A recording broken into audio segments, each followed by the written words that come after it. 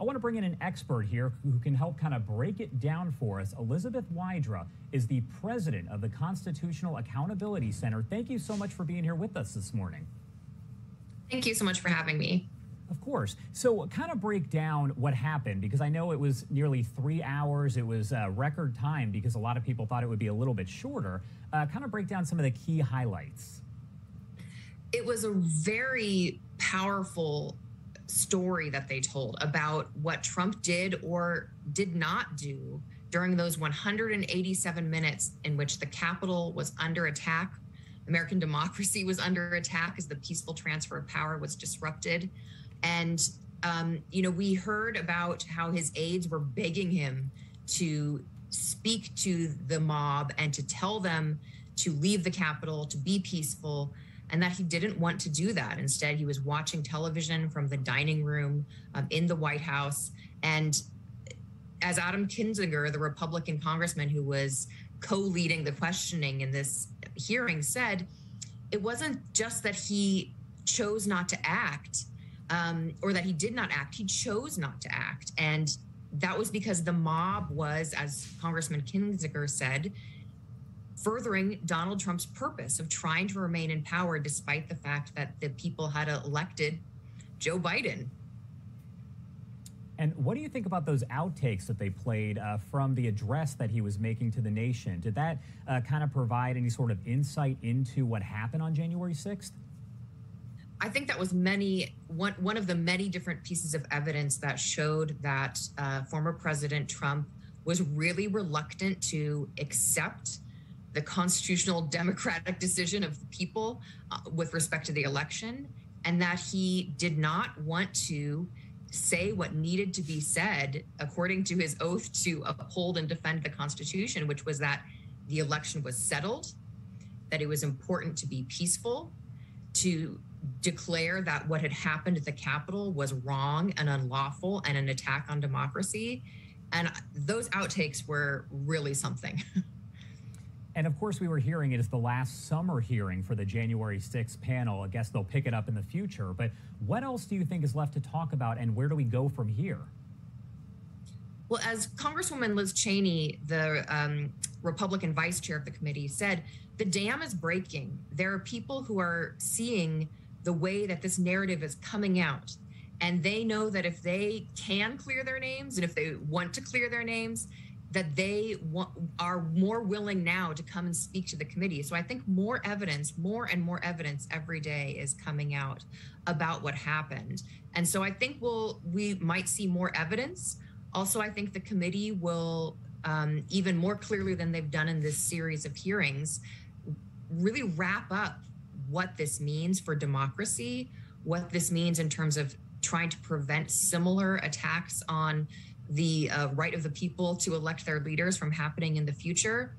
And, we could see criminal referrals, but I think that just putting together this evidence is enough for state, local, and federal authorities who are going to act to hold people accountable and to make sure that no one, no matter how powerful, no matter what your former position, no matter what your political ambitions, no one is above the law.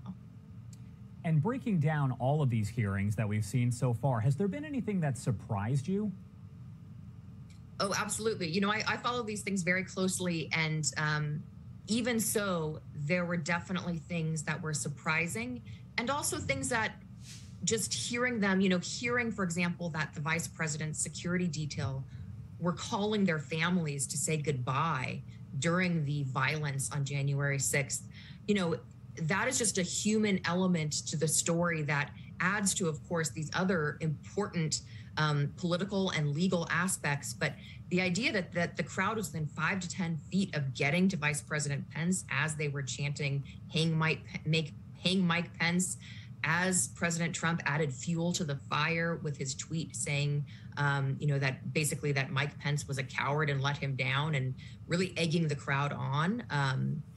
Those things, obviously, we've seen in a new light because of this fleshing out of the story.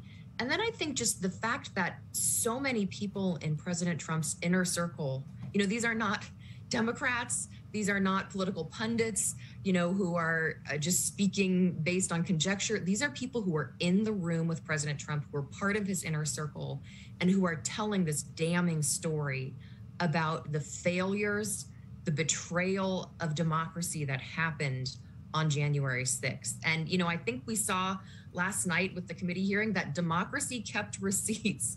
The committee not only called out President Trump for his dereliction of duty, but they also showed the, you know, beyond hypocrisy, the dangerous cowardice of some leaders who, in the moments after January 6th, called out the attack on democracy and called on President Trump to note that he had responsibility and to try to do better.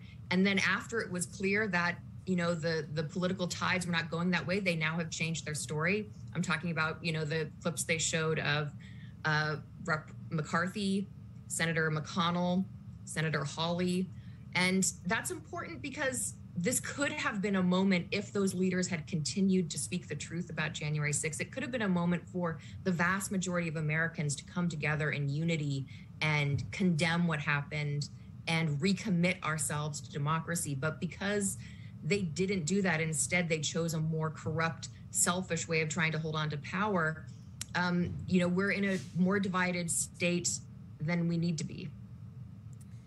Do you think, because we've heard over the past few weeks and really months that former President Trump could enter the race for the 2024 presidency, do you think this would have any sort of impact on him? And not just what we saw last night, but the hearings in general? You know, I think that's part of what the committee is doing. They're making a case to the American public to say, you know, it is important, it is vital for you to be engaged in the act of democracy. And if you want to retain that sacred ability to choose your leaders and to have your vote and your voice matter, you need to be paying attention to this and take into account what happened. So certainly I think they are making their case to the American people and asking the American people to hold those responsible, including former President Trump, accountable at the ballot box.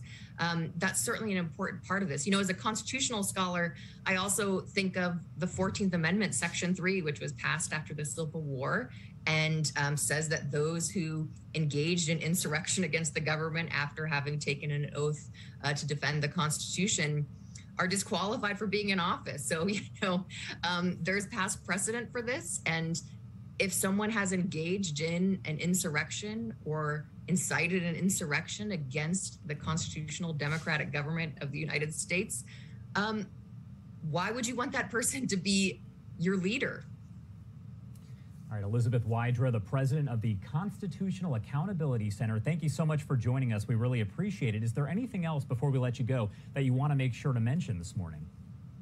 Yeah, I think, you know, the committee has done a really powerful job of putting the voices of the people impacted by this violence front and center. We saw some of the you know, state and local election workers being featured, the people who put their lives on the line, the officers who are there putting their lives on the line, and democracy is on the line here. And they are clearly asking the American people to stand up and defend democracy in a way that, unfortunately, President Trump and some of their other leaders did not on January 6th. All right, Elizabeth, thank you so much for that insight. We appreciate you joining us this morning. Thank you.